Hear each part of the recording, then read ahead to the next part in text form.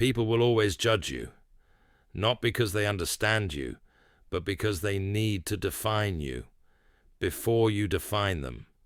In a world full of insecurities, it's easier to pass judgment than to look inward. People don't judge you because they know you. They judge you because they fear what you might reveal about themselves. Most of the opinions others form about you have nothing to do with the truth. They're emotional reactions, cleverly disguised as logic. Judgment is not about understanding. It's about control. It's the desperate attempt to force something into a box that doesn't fit, to create order in a mind that feels overwhelmed and helpless. Carl Jung once said, "Everything that irritates us about others can lead us to an understanding of ourselves." But here's the part most people overlook. This isn't some nice quote to hang on a wall. It's a brutal psychological truth. People judge what they cannot face within themselves. They project it outward, because staring at that shadow within is too painful. When someone calls you arrogant, it's not because you are. It's because they cannot stand the quiet insecurity in their own soul. When they call you weird, it's not about your uniqueness. It's because they suppress the very individuality they wish they had the courage to express. When they call you selfish, it's not because you lack empathy. It's because they resent the boundaries you have set, boundaries they've never had the courage to establish. People don't judge you for who you are. They judge you for who they're terrified of becoming. Judgment is projection. It's their shadow speaking, not their truth. Jung spoke of the shadow self, the hidden parts of us that we deny, repress, or hate.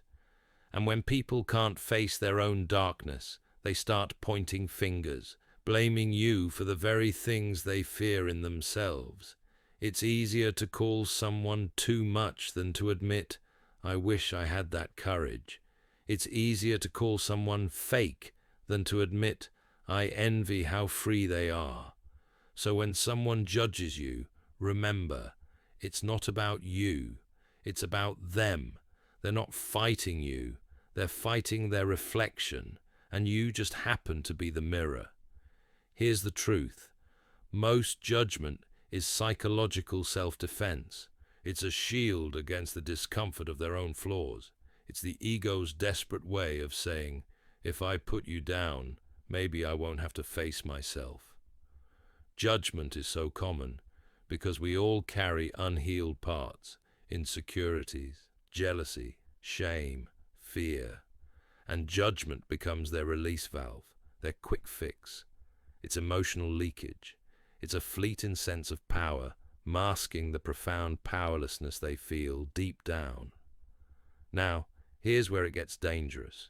When you start believing their judgment, you begin to play the role they cast for you. You shrink. You censor your voice. You trade your authenticity for approval. And in that quiet sacrifice, piece by piece, you lose yourself. Not all at once, but little by little.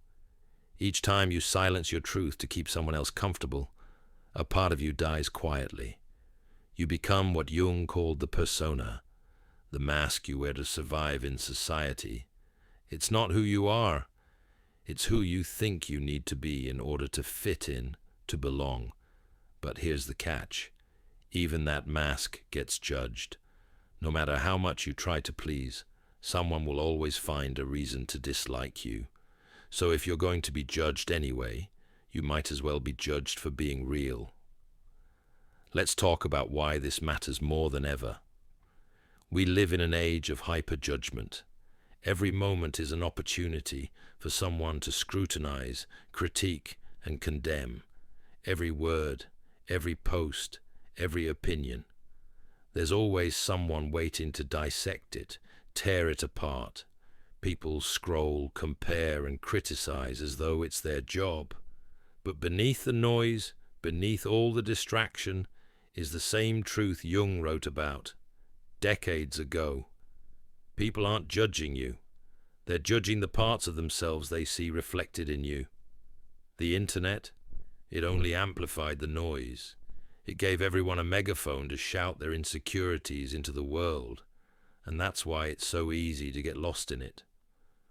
We begin to shape our identities based on likes, comments, applause. We start to crave validation. But validation is a drug. And judgment is its withdrawal. If you're addicted to being liked, judgment will break you. You'll spend your life chasing acceptance from people who don't even accept themselves. Here's a hard truth. The people who judge you the most, they actually respect you the most, but they can't admit it. Your confidence shines a light on their insecurities. Your peace exposes their chaos. Your authenticity forces them to confront the performance they've been putting on for years. And so, they mask that discomfort with criticism. They label, dismiss, or mock what they secretly admire. This is why indifference is the real power. Not arrogance, not fake positivity. Indifference. Because the moment their judgment stops controlling you, you become untouchable. Carl Jung also said, knowing your own darkness is the best method for dealing with the darkness of other people. When you confront your own shadow, when you accept your flaws, no one can use them against you. You stop being triggered by their noise. You stop needing to prove yourself, because you know who you are, flaws and all. And once you reach that point, judgment stops being an injury. It becomes information. You can finally see it clearly. You can tell who's speaking from awareness and who's speaking from their own unresolved pain. And most importantly, you stop taking every opinion as your truth. Here's how judgment works in real time. Step 1, someone perceives you. Step 2, their mind compares you to their internal beliefs. Step 3, if you don't fit, their ego feels threatened. Step 4, they judge you to restore their internal balance.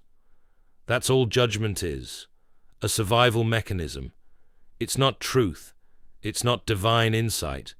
It's just the brain's way of defending itself against dissonance, and yet people let it dictate their entire self-worth. They silence their voice, abandon their dreams, shapeshift endlessly to avoid the sting of rejection. But here's the thing. Rejection is inevitable. No matter how perfect you try to be, someone will always find a reason to project their pain onto you. So what do you do about it? First, accept it as part of the game. Judgment is inevitable. The only people who aren't judged are the ones who never stand out. If you're being judged, it means you're visible, and visibility always comes with criticism. Second, stop explaining yourself. Every time you over-explain, you're trying to control someone else's perception of you. That's a battle you'll never win. You can't control someone's projection. You can only control your response. Third, observe, don't absorb. Notice the pattern of who's judging you. It's never the people doing better than you. It's always the ones threatened by what you represent. And finally, own your shadow. When you've accepted your flaws, no one can use them against you. You become unshakable. Freedom doesn't come from being liked. It comes from being real. Even when you're misunderstood, you'll lose people who only loved the mask you wore. You'll lose validation that came from pretending. You'll lose belonging in spaces that required you to shrink. But what you gain, peace, integrity, and self-respect, is worth every loss. Because when you no longer need approval to breathe, you start living for real. So the next time someone judges you, remember, it's not about you. It's about the parts of themselves they refuse to meet. You are their mirror, and that reflection terrifies them. Let them talk. Let them misunderstand you. Let them project. Your silence is stronger than their noise. Your stillness is louder than their opinion, because the most powerful thing you can ever say to judgment is nothing. You just live. You just keep being. You keep growing in ways they can't comprehend. And one day, when you've built peace within yourself, you'll look back and realize the moment you stopped caring about judgment was the moment you truly met yourself. That's when you become who you were always meant to be, untamed, unafraid, unapologetically you.